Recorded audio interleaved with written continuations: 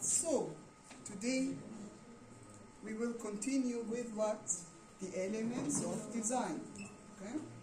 So, today we will talk about color, value, okay? All the elements that are left.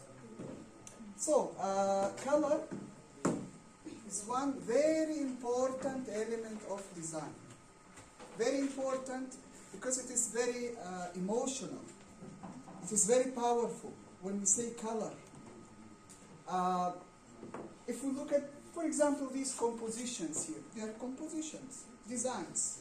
They are colorful. Hello, at the back. Who's talking? Okay? So if we look at compositions like these, which are full of color, if we remove the color from them, just the color, but leave everything else, the message that they will communicate, the impression that we will get by looking at them will be totally different. Any design, when you add a certain color to it, it can change the entire communication of this design, what it tells us. Because color is so emotional. Like when we see a color, let's say if you see red or green or yellow, or a combination of colors, they affect you emotionally, psychologically, very strongly. It's like I can have a shape, for example, a shape and lines and everything in a design, all these different parts. But once I add a color, the color itself, depending on where I add it, may change the whole meaning of this design. Just by the selection of the color. So the color is very important. And it's very difficult because we have so many colors. It is not just 1, 2, 5, 10. We have a mixture of colors and they are endless combinations. So it is usually a very hard step in a design to choose the correct colors. Okay? But it's a very important step because it can change the whole design. Now, if we look at an interior, for example, an interior is composed of what? Elements of design. We have forms, 3D forms, shapes, all kinds of stuff inside. And there is also color. Now, just by changing the color, like these colors, we will put other colors now, another combination of colors. The same interior will look different, will feel different. Like this classroom is all white. If we now start painting it in black, all of it, okay? Or red, or another color, suddenly the classroom will appear as something else. The whole interior will change because your feeling towards it changes. The same with any design. If you have a poster, or even a business card, or a product, with certain colors, it affects you. It affects you. So the choice is very important. This is here packaging. Like packaging, very important what colors are chosen. The shape is important, the form, yes, the organization of other elements of design, but the color. Because let's say you're in a supermarket and you want to buy and everything is packaged from a distance. You don't see, you cannot read the text. You see colors. Most of all, the color affects you. Because that's what you see from a distance. You see shapes, but also colors. And the colors sometimes can attract you or repulse you. It is like one time, there was someone who designed a packaging for an orange juice. And it was fully in black. It was black, okay? The packaging for an orange juice, it doesn't quite communicate. So the substance, the orange juice, and the black color somehow don't fit together. So nobody was buying it. So at one time I saw another type of packaging that included, here in Jordan actually I saw, Nescafe. But the packaging had blue and yellow color and it was fully closed, and the packaging itself, the form and the colors looked like it was some kind of a chemical inside for cleaning. It looked like a cleaning chemical, not a Nescafe. So it was like repulsive to look at.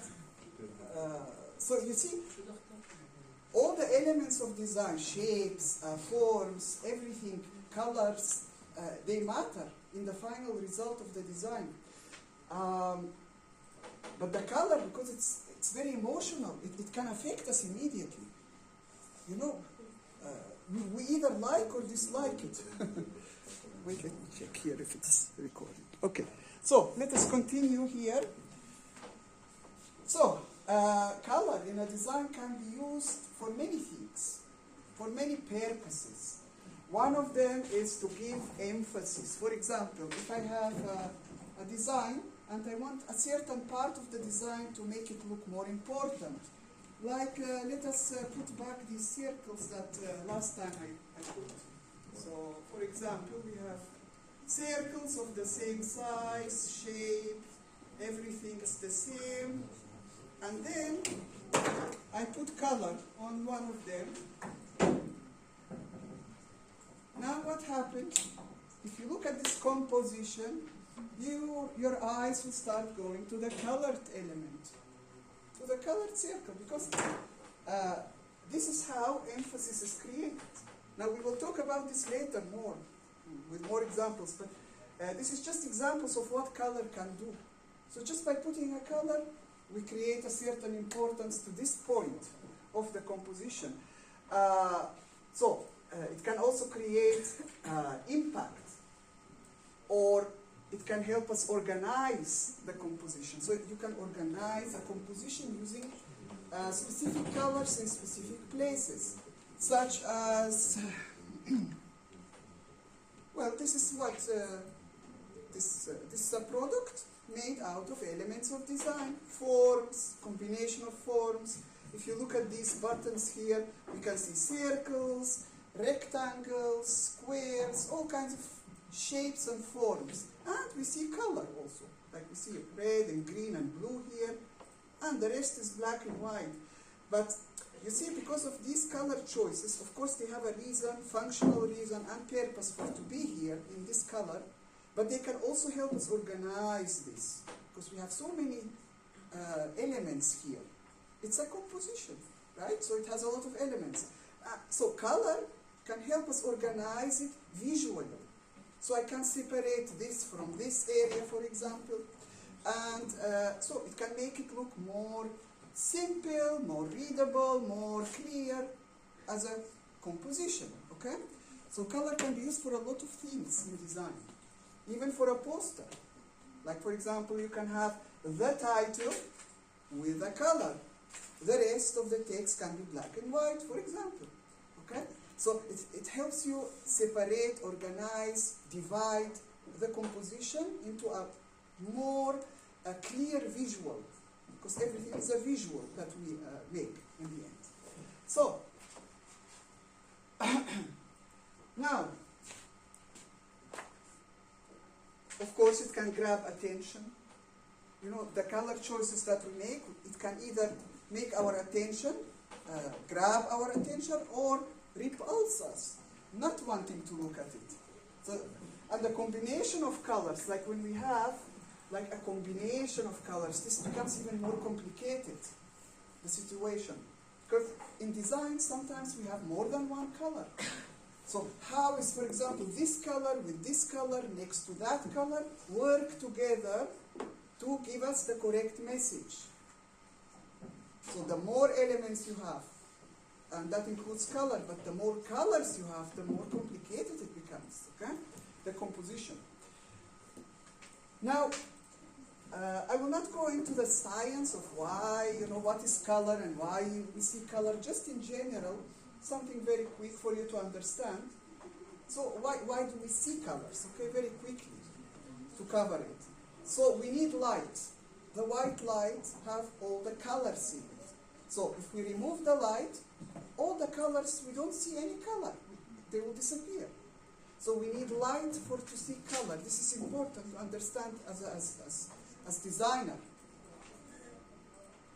Because you see, sometimes the choice of light can change the way I see color. Like if I have this neon, the white light, and we look at the colors, they look different than if I put a bulb that emits a warm light. The colors will look different. For example, red can appear green. Other colors can appear like something else. Look at different lights, different light sources, and how the colors change around you. So, the light very important, okay? And the white light include all the colors. So when the light comes and strikes a surface is usually made out of a certain material, okay? So this surface reflects some of the wavelengths, because these are made out of different wavelengths. So it reflects some of them, and we see it as this color, so whatever is reflected. If it reflects blue, we see blue. If it reflects red, we see red, okay? So the things that are reflected, the wavelengths, this is what we see as color. Now, when we talk black and white, these are not colors. Black and white is not a color. But what are they? So why do we see black and white? With white, all of them are reflected. So the entire light is reflected, and we see white as a result. But when all the light is absorbed into the material, nothing reflected, we see it black. The absence of color. So it is the absence of color here, and here all of the colors are present. So it's white and black, okay? And then we have all these other variations that we see. So this is in very basic term, very general, okay? About why we see color. What we focus on in this class and basic elements of design to understand is the meaning of color. What does it make us feel? And the meaning of the different colors and the application of this in design. Okay, so this is our focus. Now colors, they can be endless. This is not the only colors. We have so many color combination, mixtures that can happen, and the meanings change. And not only that, even for these colors, let's say red, it doesn't have one or two meanings, it has several meanings. The same thing with other colors. It's not about positive or negative meaning. Everything is okay, everything is good. Depends on, is it in the right place? Did I put this color in the right place for the correct meaning? This is what's important. And a color alone, not enough to give us meaning. The color plus what is around it, the context of it. Like if I put red color on a white background, it's different than if I put red color on a green background. For example, because what is next to the color? Is it another color? Is it another shape? Another line? What is next to it? The context, the surrounding can change the meaning of the color. So again, these meanings are general only. So for example, red, because it's, let's give that as example. Sometimes when I look at something, I can feel this is something, it shows me danger. At other times, it could be make me feel like energetic, excited, no danger. How? Because of the surrounding, the context. For example, if you're driving a car on the road, you're driving, right? And you see a road sign. The road sign is red, but it's not only a red color, it has a shape, for example, a certain shape. Plus text, it tells you, for example, stop. Now, the text, the color, and the shape, three things, three elements, like together, give you a message that here is something dangerous. So it's not like only a color that gives you the meaning. At other times, you see red. Here we have a red button. Do you feel any danger by looking at it? No, it's a remote control. What's dangerous about it? But this red have a meaning here, a purpose. It's about the on-off. So I close, I open. So Uh, Here the red color have a different meaning than in another place, in another design. So just understand that one color can have many, many meanings depending on the context it is put, depending on other elements, shapes, lines, where is it put, what's going on, is there text, no text around. So all of these elements in a composition give us a message. And whatever you put on a design, every element must work towards this message. This is why I'm telling you, you cannot put just something on a design as a decoration. Because it doesn't have any meaning, it doesn't contribute anything to the message. Everything you put on a design have to go towards this message that you want to communicate. To help the communication, not to stop the communication. So, colors alone have meanings, but as I said, in design they are combined with other elements to give this meaning. This is a color wheel. I will not go into detail explaining about it because you have another class that you will take which is called the color theory class, and there for an entire semester you will learn about the theory of color, about the color wheel and details and so on. Okay? Here I just put it to indicate, to show you the warm and cool colors, because when we see a color and we feel something, immediately it gives us a feeling. It's usually either we have a warm feeling or a cool kind of feeling, and then more and more information we start understanding by looking at the entire design composition. So the warm and the cool feeling is usually the first impression I get. Is it a warm, a cool design, overall, and then I will start seeing more and more and more details about it. So this is something important to understand. And again, this can be positive, negative sometimes. So for example, if it's very hot outside, the climate, very hot, and I go inside an interior, and it have a lot of red color and warm colors, it will make me feel more hot, so more uncomfortable. But let's say if it's a very cold outside, very cold climate, and I go into a house and it has warm colors, it will make me feel more comfortable. Also, in general, areas that are for relaxation, they have more warm colors. Areas such as work environments, such as a classroom, for example, have cold colors or cool colors because they wake you up. They don't let you relax. Like you're not here to relax and to sleep, You should be awake and, work and all these colors should help in this. So that's why we have more cool colors in work environments, as well as the light, as well as everything work towards this. So cool, warm colors can have, how you interpret it depends on, again, the environment you're in, okay? Sometimes, for example, cool colors can make us feel, as I said, peaceful, comfortable, because like let's say blue, green, these kind of colors remind us of natural nature, and nature makes us feel good and comfortable and calm.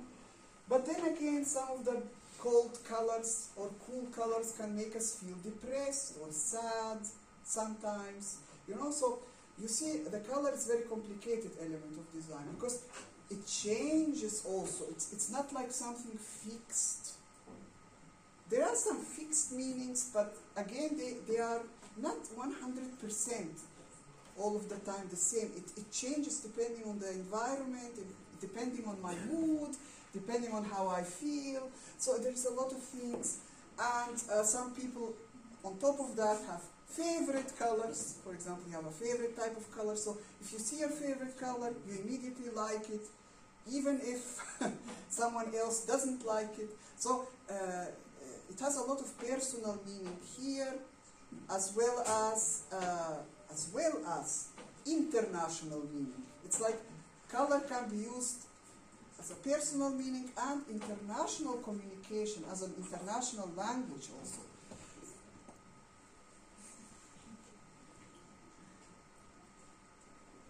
So, for example, here, let me go back to this. Let me give you just one example. So, color is also a language. Like I can use to communicate a certain meaning to a lot of people from different cultures, different languages. So it should communicate the same thing. However, sometimes we run into problems. Because let's say the black and white example. Black and white and the meaning attached to the black and the white. It changes from one culture to another. Like for example, here, let's say in this country, when people get married and the bride is put in a white dress. Why? Because the white indicate purity, innocence, you know, these kind of meanings. It's pure color, white, right? But in another culture, the white refers to death. So the white color is not a positive color, it refers to death. So you cannot put a bride in a white dress, you have to put her in a black dress. Black is the correct color for them. So like as if this meaning is reversed, you know? So this is what I mean, what's complicated. So you as a designer, when you design something, you have to be very careful. What colors you choose, and who is the audience, who are the people you're designing for. You have to research them, if they are not from your own culture. So you understand in general how people think here, but how do they think somewhere else around the world? You don't know. You don't know. So how do they interpret colors? How do they interpret shapes and forms? Like you can design something here, a shape or a form, and then you think, oh, very beautiful design. And then you show it to someone else from a different culture, and they are shocked. You know, like, what is this, you know? This is offensive. Like something offensive or something bad, you know? So you have to understand the psychology of the people. That's why designers always research. A lot of research to understand people, to understand their thinking. Because when you design, you cannot design with your own head. Like what I like, what I think, and I design. But will the other people understand it? Will I communicate the message to them correctly? Because for me it's clear, but for someone else maybe not clear at all. Or interpreted in the wrong way. You see the complication of design?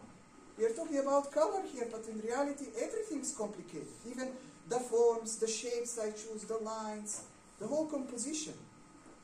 It's not easy. Just, oh, let me put any color, any shape, and let's go with the design. It's not as simple as that, if you want a correct design. So the psychological effects of color can be, you need to be very careful, okay, about them. Now, again, I will not go into details here about the color circles and all these words and so, just a few things that very general that you need to understand. So that when you see colors and color combinations, you have a very basic idea. Because not all colors are pure, like pure. A pure color. Usually it's mixed with other things in it. So we have hues. When we say hue, it means a pure color. Okay? No mixtures in it. It's pure. It's just a pure color. But when we say a tint, for example, here, we mean a color, which is a pure color, plus added white to it. Like this. So we start a color, and we start adding to it small dots of white, more and more white, and look how the colors start changing. So these are tints. Now we have shades also, which is again a color, starting with a color, and adding black to it, more and more and more black. So as you can see, every color changes depending on the quantity of black added. Tones are a color, again, plus gray. Now gray is not one gray. We have a whole spectrum of grays, from white to black. So many grays. But usually we are talking about the 50% gray. So let's say a color plus 50% gray, more. It goes closer and closer to the gray, changing the color. So just by this alone, you can see one color become suddenly so many choices, so many options. Then we have also pure color with pure color mix and many other things going on with color. So it can become complicated. So should I choose this color or this or this or this or this for my design? So it can become a little complicated. For now, just be aware of these main words. So when you say hue, tint, shades, tones, what do they mean? Later you will learn more details about color. Also, I want to touch very quickly on these two main systems of color, because every time you design, you will encounter these two. These are not the only systems, but these are the main ones. The most important. So the red, green, blue, and the CMYK system. What is the difference and why is it important in summary? Red, green, blue means we have light, combination of light that create color on a screen. Like if I look at a computer and I see color, it is created by light combination.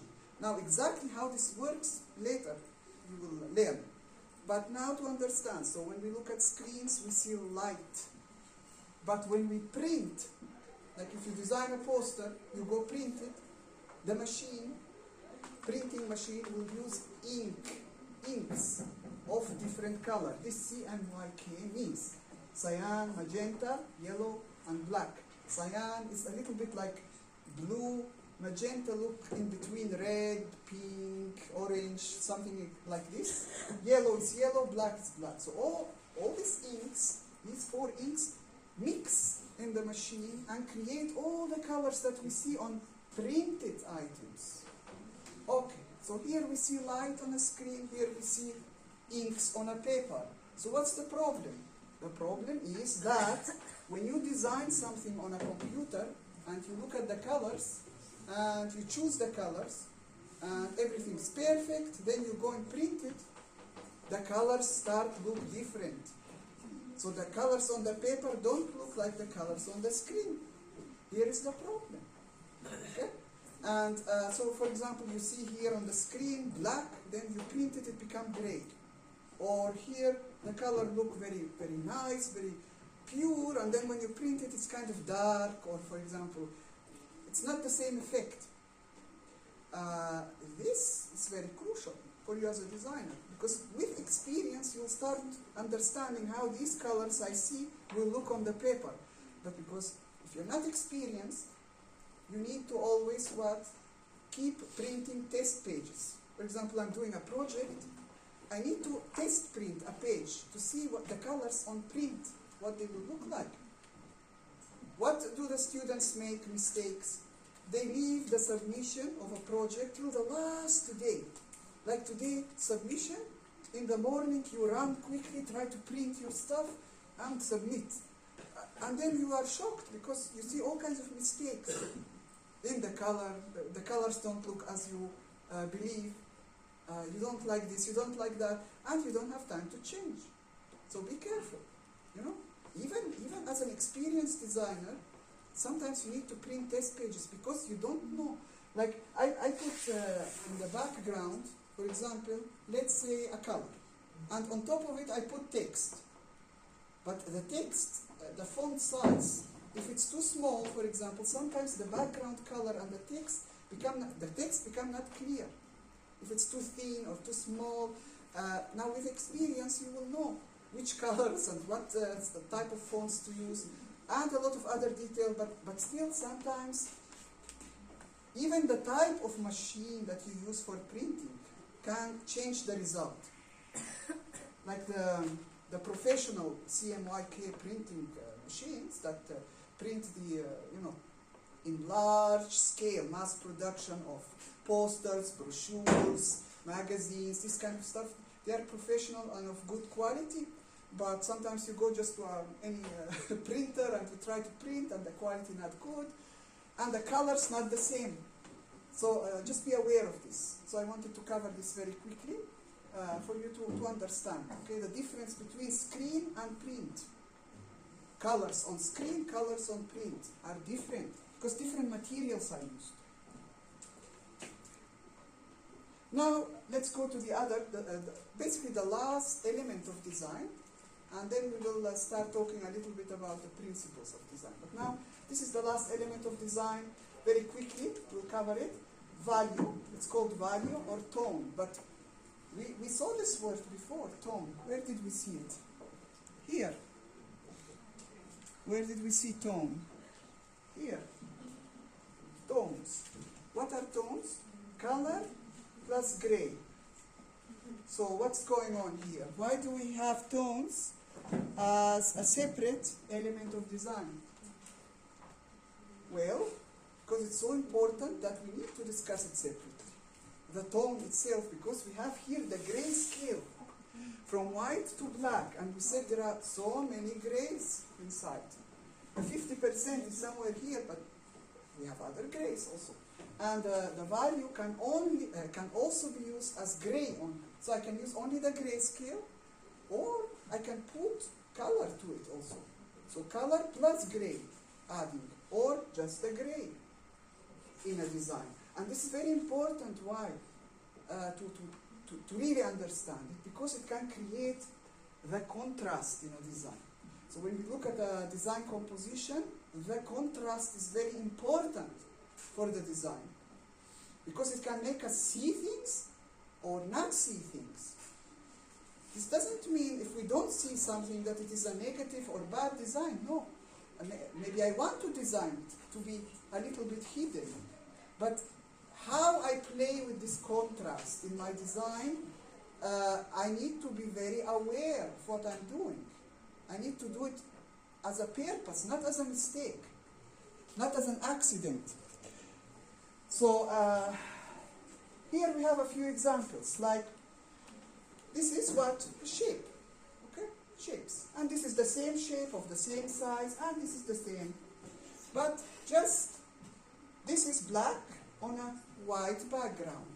This is a little bit gray, and this is lighter gray. Okay, so the same shape of the same size can look different. So the contrast here is high. The contrast here is very low. What does this make us feel? It makes us feel, first, I see this first. I see this first, okay? Secondly, it makes me feel that this is close to me, while these become more and more far away from me. Just by changing the contrast, using the gray scale. There is no color here. Just the grays, different gray combination. So, the higher the contrast, the quicker we see something. This is important for your design, because if I look at a poster, let's say, what do you want me to see first? The title or something else? Okay? So, here, for example, is text. If you notice, this is black, this is white. So we have high contrast. I want people to see the text. But if I don't want you to see it, I can put this background, you know, you see here, this is black, for example, and a gray kind of, so I can make the text like this or like this, and you will not be able to see it very well. Also white and the text like this gray. You will not be able to see it. Now, including such things in design is not wrong. It's not a mistake. Sometimes I want something to stand out, so I make high contrast. Sometimes I want like a hierarchy.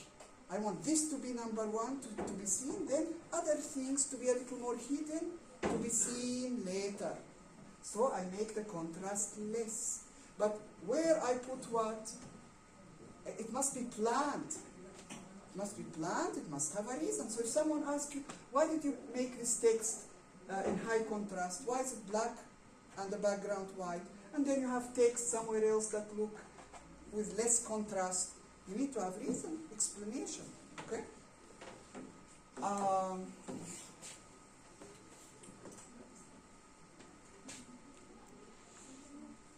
Oh, this is just because we explained value just with the gray. But as we said, we can have a color and add gray to it. So in this case, it becomes even more complicated. So we have a gray that have a color in it also, that we see in a design. And this can also change the contrast. Okay, if we have a light gray with a color, it's different than if I have a dark gray with the same color. The contrast is different, okay? So it doesn't have to be only grays. You can have color and gray, but this will again create different levels of contrast in a composition. And this is important to understand.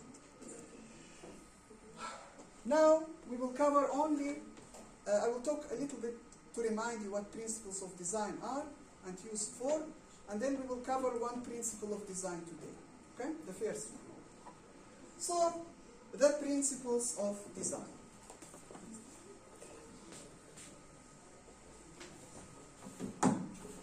What did we say are they? First, we have, until now we explained elements of design. The basic, building blocks of any composition. So they are the basic elements that I use for a composition. Now, the principles of design give us guidelines on how to organize all of these elements. Remember, they are guidelines, not rules. Because all of these are options, like the elements of design. If I want to design something, I choose the elements of design. So, should I use shapes? Should I use lines? Which type of lines? Which type of shapes? Should I use color? Should I use this? So I am the one who chooses elements of design, and I am the one who chooses the principles of design. So which principles of design? We have a lot. So do I want my composition, my design, to have balance, to look like it has rhythm, or emphasis, or movement, or harmony, or there is so many options. So these are not rules. It is up to me as a designer to select which ones are the correct ones to apply in a composition to communicate my message. And I can have more than one. So I can have, the same way I can have several elements of design. I can have shapes, plus lines, plus color. And I can have several of these. Maybe one, maybe two. Maybe I can have just this. Maybe this plus this. Or including this. So it's like, which ones I will choose depend on the message I'm trying to communicate. And which will fit best. Okay? Except if the teacher tell you, no, you are only allowed to use this or this, for example. Then you have to stick. But as a designer, you're the one who's selecting. Okay? So, here we have an example of 3 different compositions that use what? The same elements of design. What elements of design? Well, look at them. They have the same shapes, for example. This is a shape. The same one here, the same one here. Just what is different? This is big, this is small, and the location different. This is here, this located here, this located here. The same with these shapes. Rectangles. They're here, then here, then here. The same with this. This is a circle and another shape. This is big, this is small, and located in a different place. So what's the point with this? Well, this is a composition, different versions of the same message. So I'm trying to communicate a message, but I have several design versions. And we can put more and more versions and more, using just the same elements. This is how usually a process in a project works. Like when you know your message that you need to communicate, but now when you start sketching ideas, it is usually sketching solutions to this, whatever problem it is. And usually you have a lot of versions. That's why you are asked to do a lot of sketches. Let's say 10, 20, 50 versions. Because all of these, later you will look at it and decide, okay, which one gives the best composition to communicate my message or to solve a problem. So you have to select the best one of all of these ideas. Okay? So this is normal. We cannot as designers just do one design and this will be the perfect. No. You have to change things, change elements of design, locations, sizes, maybe even add and remove elements of design to end up with the best possible solution. So you cannot get it right the first time. You need many versions, many sketches, many ideas. Okay? So the principles of design give us some guideline on how we want this organized. So do I want it balanced? Do I want it harmonious? Do I want it... In which way I want the end result to be presented? So when we talk about balance, balance is one of the principles of design. What does it mean? What is balance? Okay? The distribution of visual weight. This is an important word, visual weight. So what is visual weight? What is weight, first of all? The weight, what is it? Weight is something, if you take an object and you measure, like, is this heavy, or this one, what's the weight, you know? So this is weight, how much something weighs. But this is by touch, by feel. When we talk about visual weight, it is when you look at something with your eyes and measure it. Like, you look at this, for example, and okay, so this combination of shapes, does it look heavy or does it look light? Now we compare this with this. Here we have one, here we have many. Here is big, here small. But if you look carefully, the weight, visual weight of this and this is kind of similar. It's similar, even though we have one big one here, but here we have many small ones. So this, plus all of them together, kind of similar to this.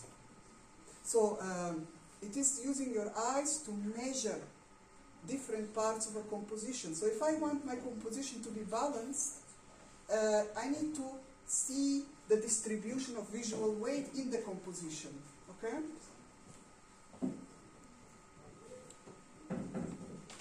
Now we have several types of balance, and we will cover them quickly. But when you say symmetrical balance means there is symmetry. And symmetry means exact. So if we cut something in half, this equal to this 100%. Okay? This is symmetry. Okay? This here, for example, if we cut it in half, this the same like this. If we cut it like this, so vertical or horizontally, the same. In addition, we have a center here, so everything is in perfect balance in this way. So symmetry. So when we say symmetrical balance, if we have a composition of shapes, lines, colors, whatever, and we cut it in half, this the same like this, exactly. This is symmetry. Okay? But we can have asymmetrical balance. This is also balance, but not symmetrically. It is asymmetrical balance.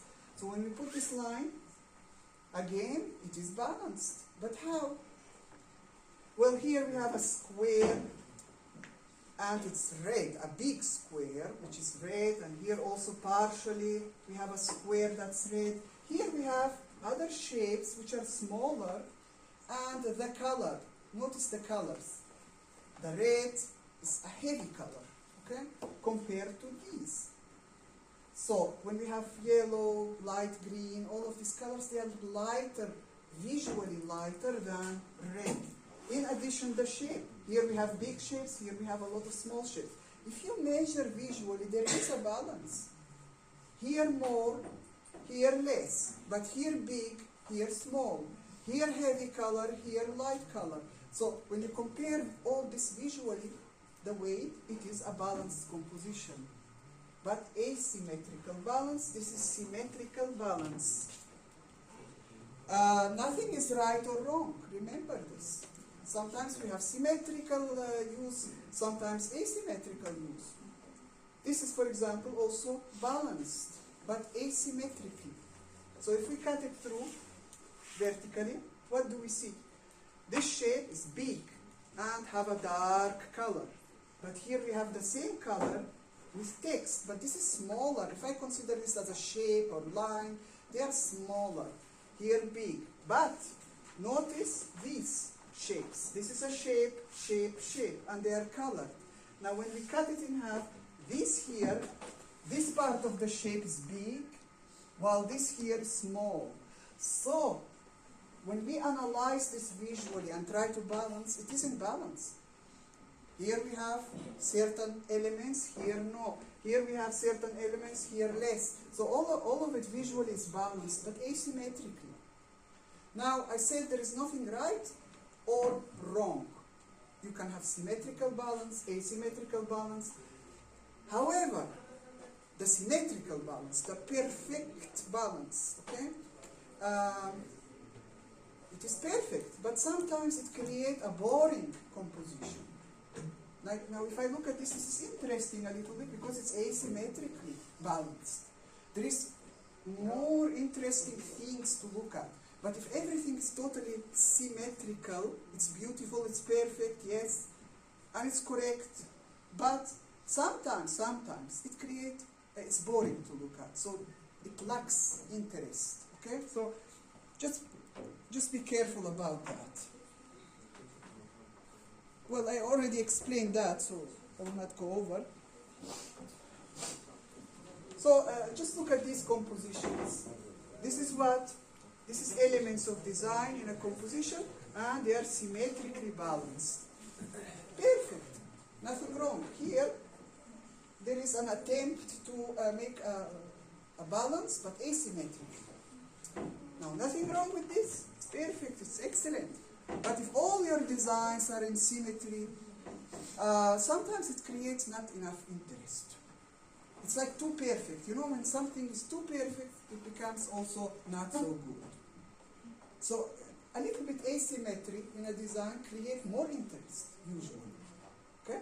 So just keep this in mind. Here, for example, another example. This is a composition.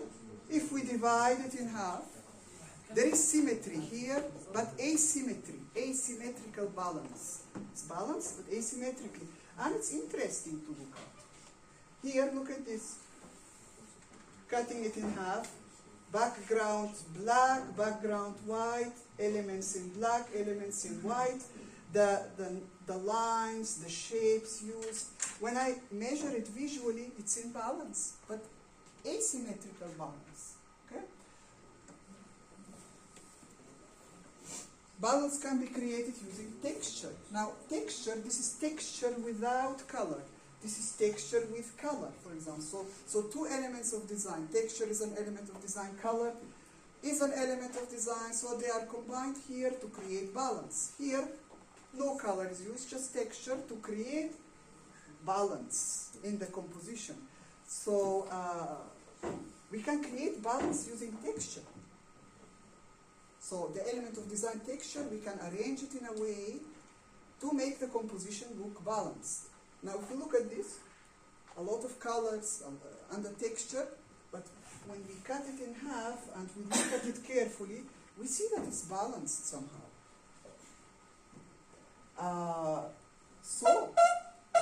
This is also important to understand. We can use a lot of elements of design or just one element of design to create this balance. Here, color. Only color is used. So you can take color without drawing shapes or lines, just the color, and just put it on the paper and create a balance with it. Like if we look at this, this is a good example. So if we cut it through the colors, distribution, and these, what are they? Lines or shapes? These are not lines or shapes. This is only color used. But they look like lines, look like shapes, but this is just color. Color usage and combination of colors to create this balance. Okay? It's asymmetrical, of course. No symmetry here. But it's still balanced visually. Here, more examples. Now, again, what is this? Asymmetrical balance. Perfect, balance. This asymmetrical composition. So a line, cut in half, look here, what we have, and look here. There is some kind of a balance in it, okay? But asymmetrical balance. And then this type, we call it the radial balance. So there is 3 types of balance, major, okay? The radial is when you have a center, and whatever elements you use are balanced radially, so in this way, okay? So this or this or this, we have options to use in our design. This here are grids. And I told you before, I mentioned the grid, the importance of the grid when we discussed lines. This is the background design of the composition. So if I want to design a poster, I don't start with, okay, I have this picture, let me put it here, let me put the text here, let me change the size, No. You design the background grid using lines, vertical, horizontal, which create visual shapes. And these shapes and lines very important for what I want to do with this composition. So, if I want my composition to have balance, let's say symmetrical balance, I will design the grid to be symmetrically balanced, so that when I place photos, text, everything will be in perfect balance. Maybe I want asymmetrical balance, maybe radial balance, maybe other things I want. So I will have to design this correctly, the grid, the background grid, before I design the actual piece. So remember, of course we don't see them in a design, we don't see these lines. But if I open your file on the computer, they should be there. So, and visually I will see an organization that is clear that the student used such a grid. Okay? So this will come up more and more as you go to study other classes. More examples, just more examples of balance here using space. So positive, negative space. When the balance is perfect in space, sometimes we cannot know which is background, which is foreground. Here the same. Symmetrical balance. Then we can have asymmetrical balance. This is also kind of symmetrical balance. So space can be used also, positive, negative space, to create this balance. Last thing today that we will talk about, which is part of balance, is the rule of thirds. The rule of thirds is used a lot in graphic design. And this is how you take a paper, depending on the size, you divide it into 3 columns, from here and here. And then, where these lines intersect, in these 4 points, they are called the power points, because they're very important points. So, in a composition, what you put on the points usually attracts the attention first. It's like, I don't see, these divisions, but these points psychologically make me look in these places. So, this is, for example, image. Okay? Now, this is the final, for example, image. When we look at it, we see our eye go to this area first. But when we explore the points, look what happened here on this building. 2 points, power points lie on this building. This make us look into this area. Before I look into this area, or this area, or this area. Okay? So what we put on these 4 points is important, because it drives the attention towards them. More examples. Again, 2 points are placed on this here animal. Or when the picture is taken, it's taken to be on these 4 points, so that it drives our attention towards it. Okay? Now, you may not have something, like this point, nothing. Okay? So we don't look at it. But if we put something in here and here, it will be also very important considered. Here, look, where is this put? On a PowerPoint. Here, the other PowerPoint, but you cannot see it because it's off the screen here, too light. There is a title here. Okay? So even though the title and the background don't create good contrast, because it's on a PowerPoint, it creates more visibility. Okay? So the organization according to these 4 points is very important. Now all of these things that I talk about, all of these words, this meaning, this, you should know it, because later you will need it at some point. Okay? So everything you design, in the projects especially, these you should be able to explain at some point what you are doing and why you are doing it. Okay? So this is very important, and not only for this class, in the future classes. If someone asks you, why did you choose this font size? Why did you choose this color? Why did you put this here? Why did you do this there? You should be able to explain why. Okay? So for today we finished. This is it. So that's it. You can go now.